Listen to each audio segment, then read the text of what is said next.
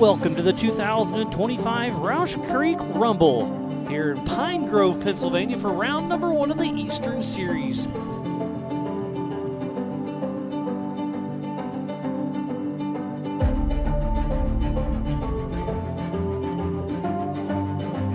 Oh man, today was insane. I this morning got in the car and it was a mental battle, trying to wake up, trying to get going.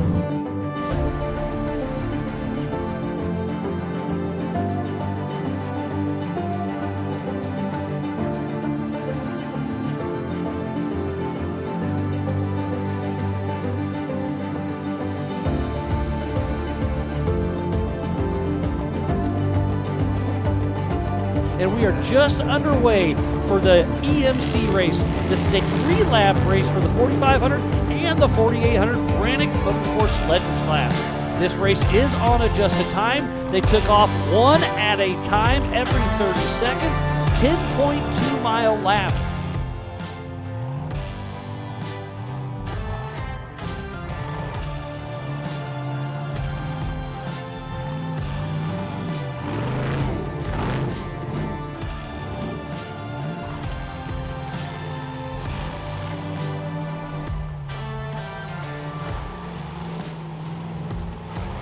And Sean kept me right on the beat.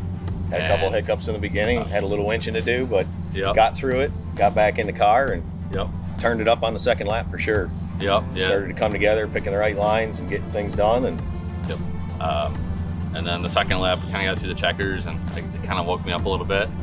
And I turned it up, and I think at that point we'd been passed by every 4800 car, and it was time to catch up. And we hammered down. It was feeling great. Like the car felt really good. Absolutely. It was running good. I had confidence in the car, and we got to a point where it felt like it was slippery as hell. Like it just was raining, and when we got into the corner, I said, "Man, I think that's a tire. I don't think it's rain." So we got out. Sean and I changed the tire. Of course, we forgot the jack. That was that was still under the car.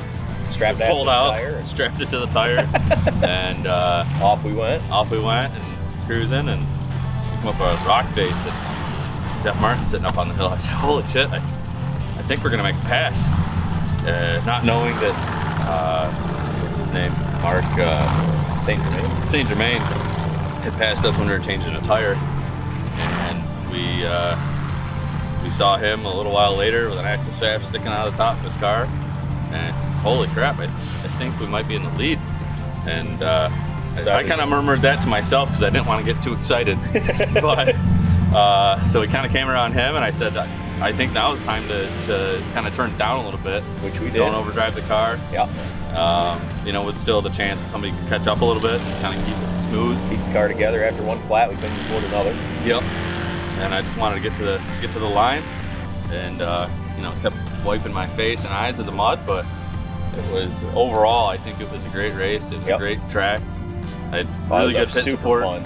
Super fun track. Yep. I think a lot of people got us here. Maxxis being a big one. Oh, absolutely. Our families are super supportive and help us get here. And I think the biggest part of this whole gig is like a bunch of great people helping out with the sport, helping build this crazy idea of racing. A lot of people mention that I race, and this is just completely different. Like It is. It's attrition. It's how well your car's prepped, and It's a relationship too. and just not getting mad at your co-driver, just keeping your cool. It's the first time I co-drive for Jeff, and it was overall it was a hell of a race. It was great. I mean, I was having a blast. yeah.